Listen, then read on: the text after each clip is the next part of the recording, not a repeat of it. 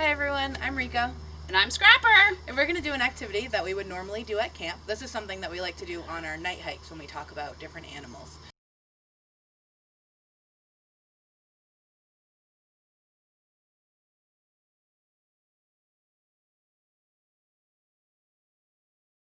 So the animal we're going to talk about today is birds, but specifically owls.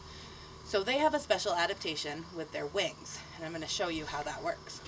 So if you listen, this rope signifies wings of birds.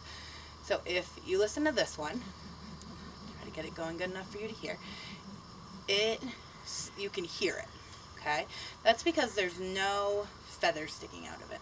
Okay? I can really hear it, Rico. Yeah. Scrapper's right next to me and she can hear it really well. So makes a lot of noise, okay? Let's look at this side. Oh, am I supposed to hear that? Can you hear anything? I can't. Yeah. I could hear it when you did the other end. I cannot hear that. Yeah, I can hear it just a little bit if I start going really fast, but not really. It sounds a lot different. So the reason for that is if you look at this end is frayed. It has a lot of fuzzies.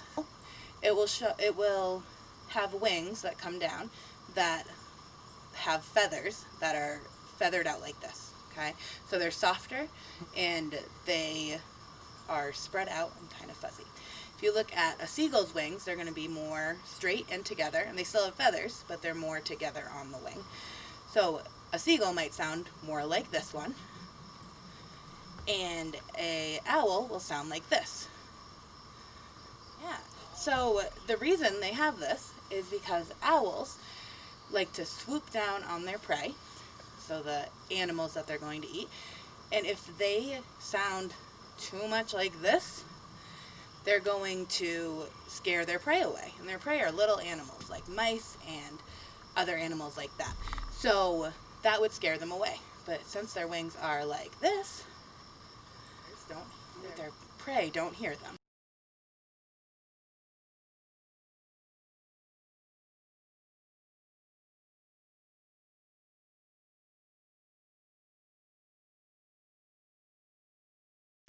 Hi, I'm Tree. I'm the director of Camp Natarsui. I'm Rico. I'm Merlin. I'm Scrapper. I'm Daisy. I am the director of Camp Pondicherry.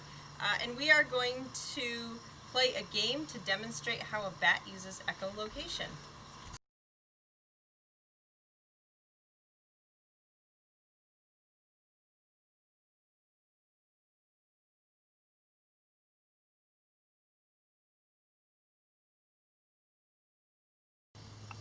So Scrapper is going to be our bat today for this game. She has put on a blindfold so that she can't see where her moth is, where her food is, and she is going to use her hearing and her echolocation to try to hunt for her food.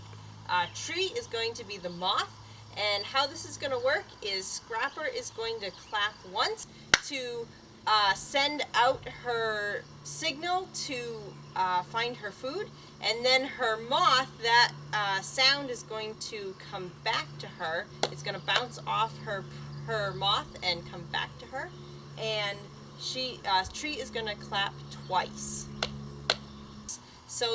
And Scrapper is going to follow the sound and try to find her food. So here we go.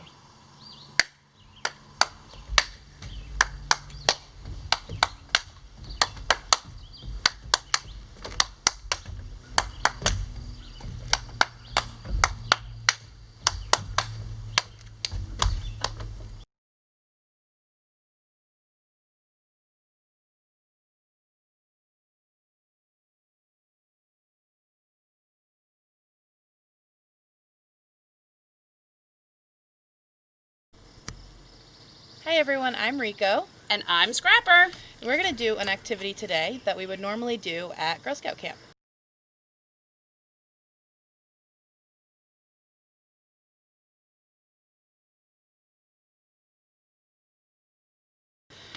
So we're talking about dogs and a special adaptation that they have. So if you've ever seen a dog and you looked at their nose, you would see it looks a little different than ours. They're black and they're usually very wet, so they have some moisture on their nose.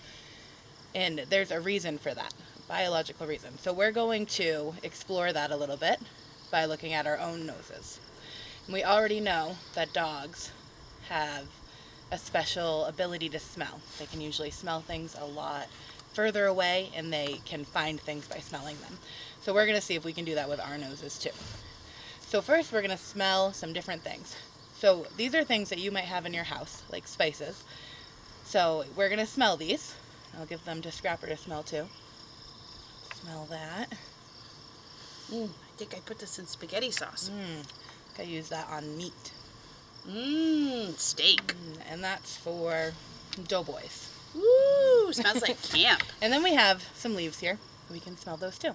You guys probably know what leaves smell like. So we smelled those, and we could smell them all pretty well. Do you still have the smell in your nose at all? No. Not really, no.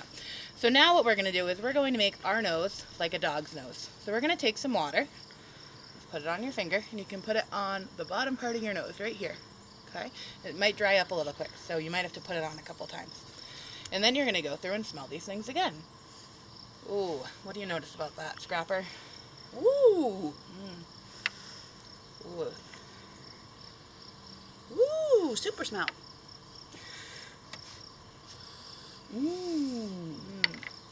So when we smelt these things, I don't know about you, Scrapper, but they smelled a lot stronger to me. They did. Yeah. And the smell stayed in my nose longer.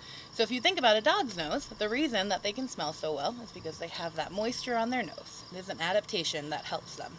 So this is a fun little activity about dogs and learning about their adaptations that they have.